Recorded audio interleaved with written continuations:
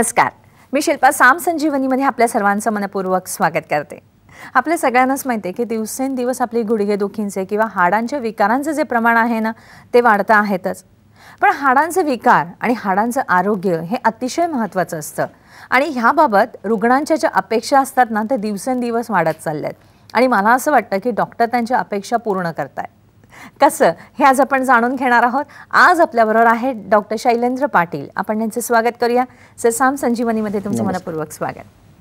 अर्थातच हाडांचे विकार जेव्हा आपण म्हणतो तेव्हा आपल्याला नेहमीच लक्षात येतं की अरे मला गुडघेदुखीचा त्रास आहे, मला सांधेदुखी होते, मला किंवा स्पॉन्डिलोसिसचा त्रास आहे, अशा बऱ्याच गोष्टी असतात.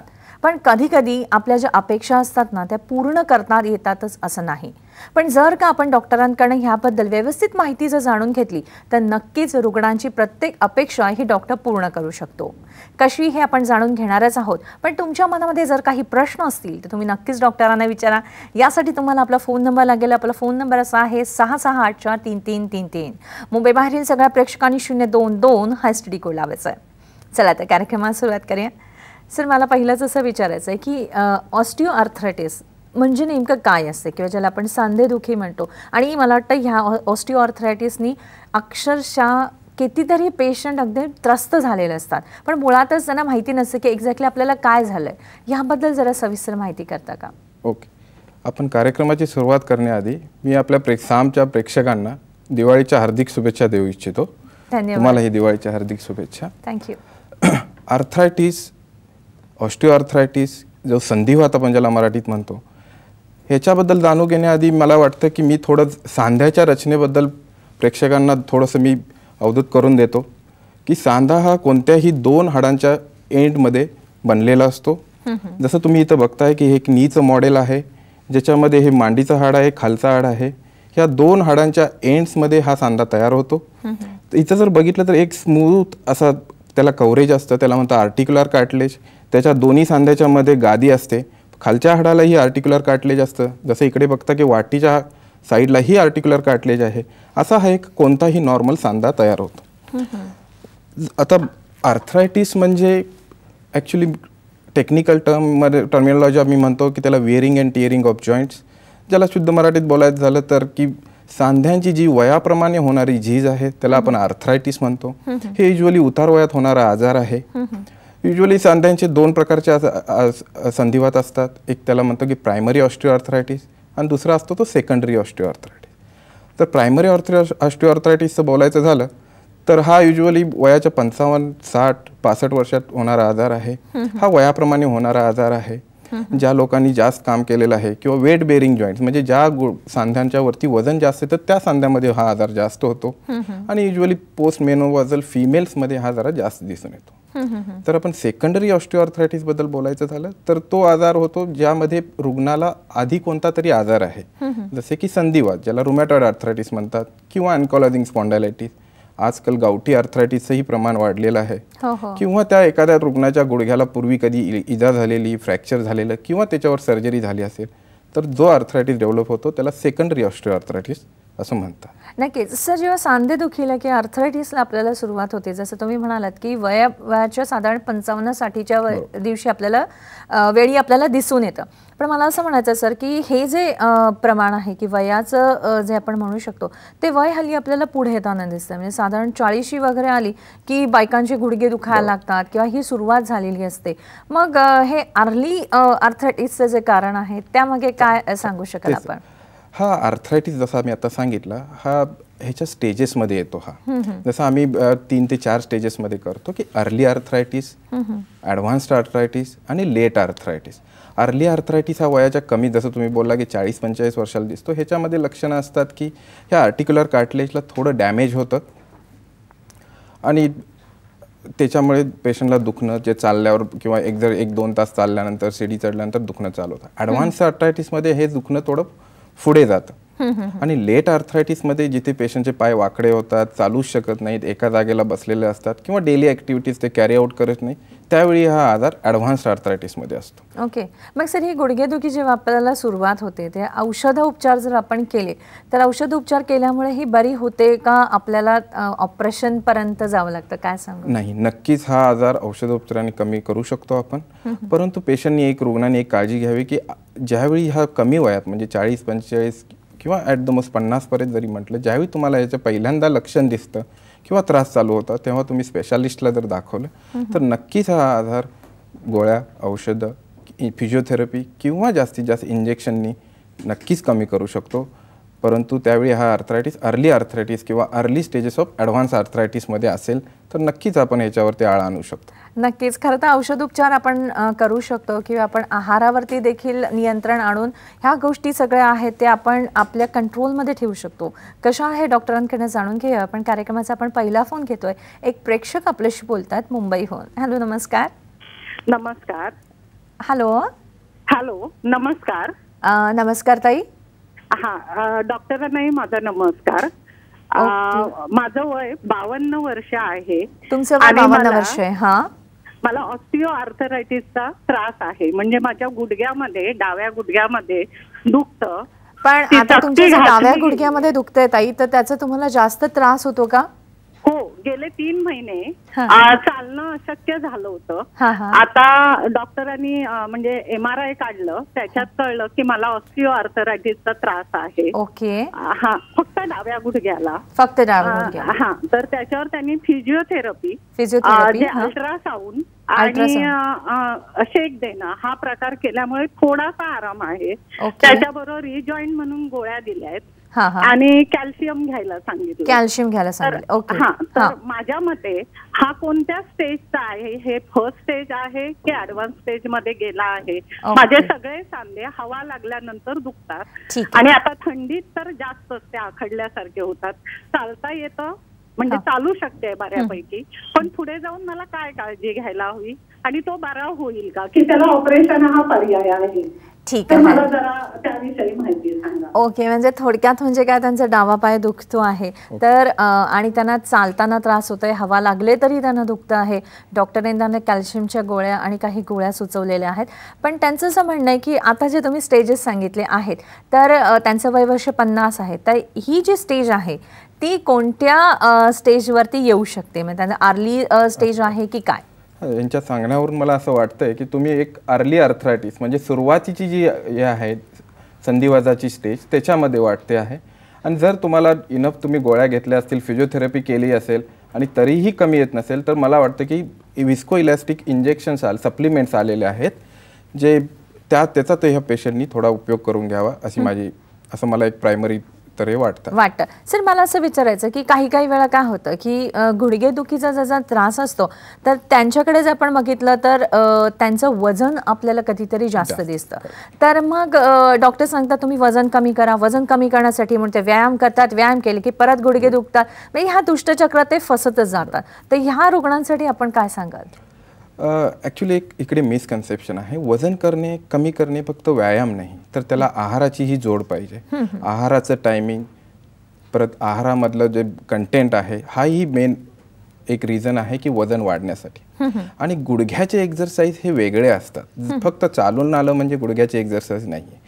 तर गुडघ्याच्या एक्झरसाइजसाठी एक स्पेशालिस्ट फिजिओथेरपिस्ट म्हणून असतात, त्यांना भेटून गुडघ्याचे मसल स्ट्रेंथनिंग एक्झरसाइजेस असतात ते करावे. त्याच्यामुळे गुडघ्यावरती लोड कमी होतो आणि दुखणं कमी होतं आणि मग तुम्ही ते जास्त चालू शकता आणि मग वजन अजून कमी करण्यासाठी तुम्हाला मदत होऊ शकते. नक्कीच. म्हणजे कुठलीही गोष्ट करत असताना आपण डॉक्टरांचा सल्ला हा सर्वप्रथम घेतला पाहिजे, कारण काही चुकीच्या गोष्टी असतात त्या आपल्याला टाळता येतात.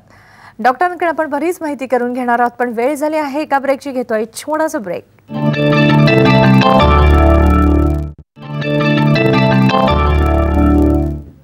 ब्रेकनंतर पुन्हा एकदा आपल्या सर्वांचं मनपूर्वक स्वागत. आज आपण माहिती करून घेत आहोत हाडांचे विकार आणि हाडांचे आरोग्य नेमकं आपण कसं ठेवले पाहिजे याबद्दल.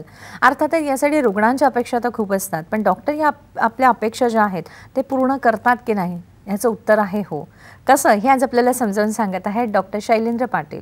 तुमच्या मनातील प्रश्न विचारत राहाच, पण ब्रेकवर जाण्यापूर्वी डॉक्टर तुम्ही सांगितलं होतं की वजन जर आपण कमी करायचं असेल तर आपल्याला व्यायामबरोबर आहाराची जोड दिलीच पाहिजे. जेव्हा तुम्ही उपचार सांगत होता तेव्हा तुम्ही म्हटलं होतं की इंजेक्शन्स आपण जी आहे ते गुडघ्यामध्ये देऊ शकतो. मग असं काही बाजारामध्ये नवीन इंजेक्शन्स वगैरे आहेत की रुग्णाला जो त्रास असतो तो कमी होऊ शकतो, काय सांगाल सर? हो, आजकाल नवीन बाजारामध्ये इंजेक्शन्स अवेलेबल आहेत ज्यांचा उपयोग हा अर्ली आर्थरायटिस जसं आपण मी आता बोललो किंवा अर्ली स्टेजेस ऑफ ॲडव्हान्स आर्थरायटिसमध्ये होऊ शकतो. याचा अर्थ की ज्या रुग्णाला लवकर ही सांध्या दुखणीची आजार चालू झालेला आहे त्यांना ह्या इंजेक्शनचा भरपूर फायदा होतो.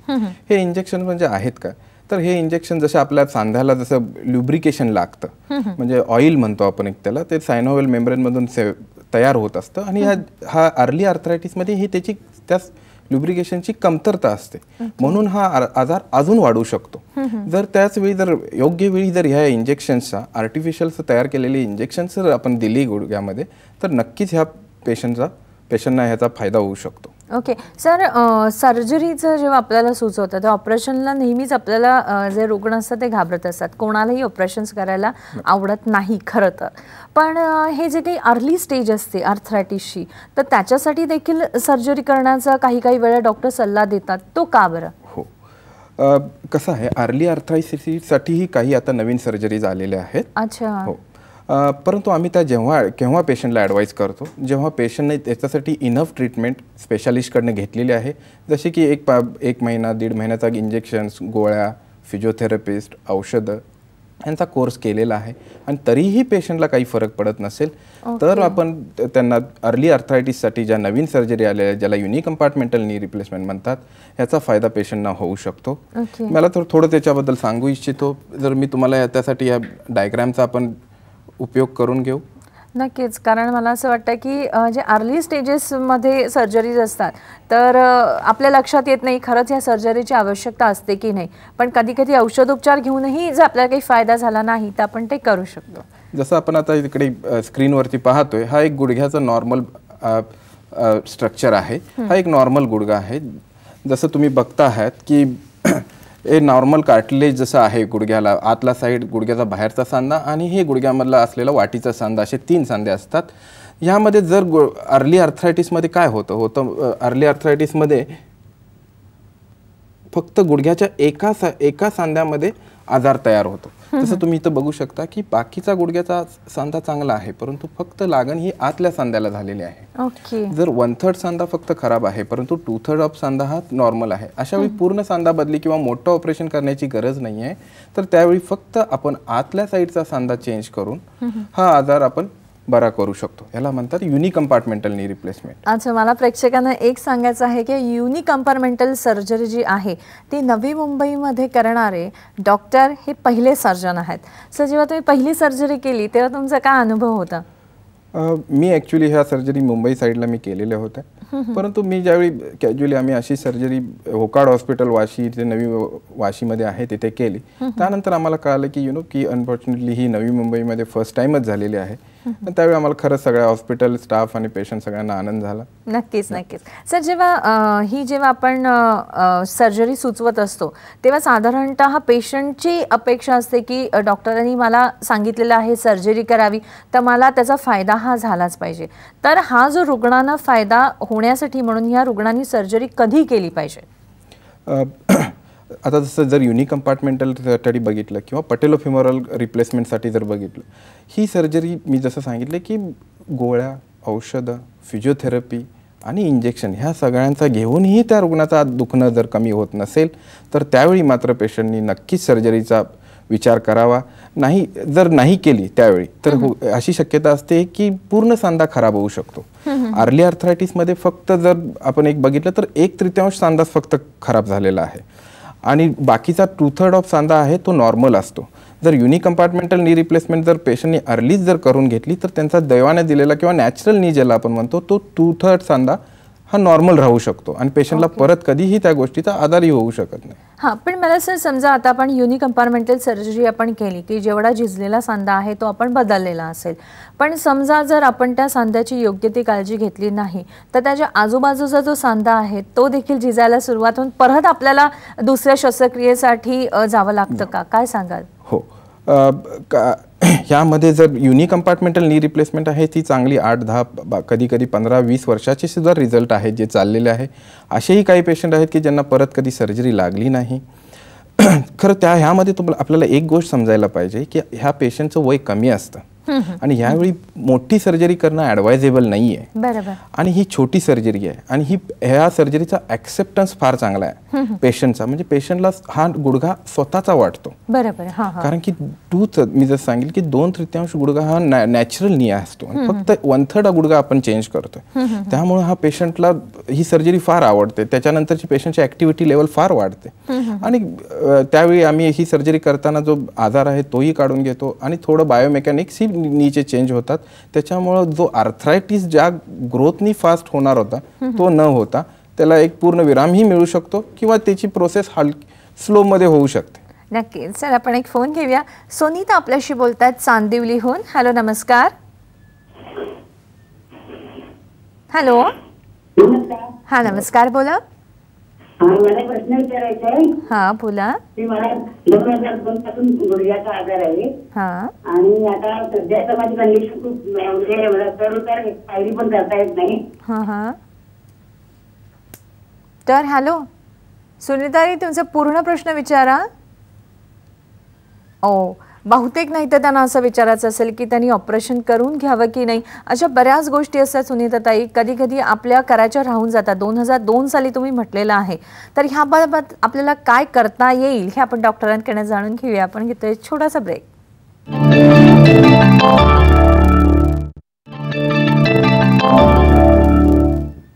ब्रेकनंतर पुन्हा एकदा आपल्या सर्वांचं मनपूर्वक स्वागत.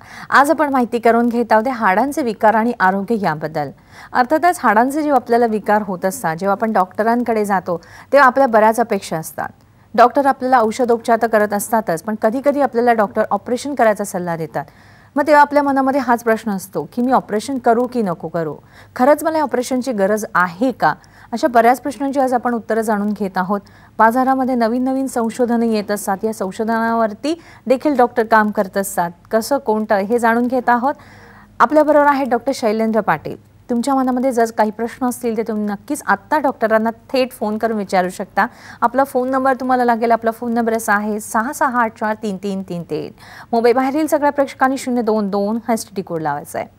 ब्रेकवर जाण्यापूर्वी सुनीताताईंचा आपल्याला फोन आला होता. खरं तर त्यांचा फोन त्यांनी अर्धवटच विचारला आहे, तरी पण त्यांच्या म्हणण्याप्रमाणे त्यांना 2002 सालापासून त्रास होता गुडघेदुखीचा आणि मला वाटतं त्यांनी खूप अंगावर काढलेला आहे.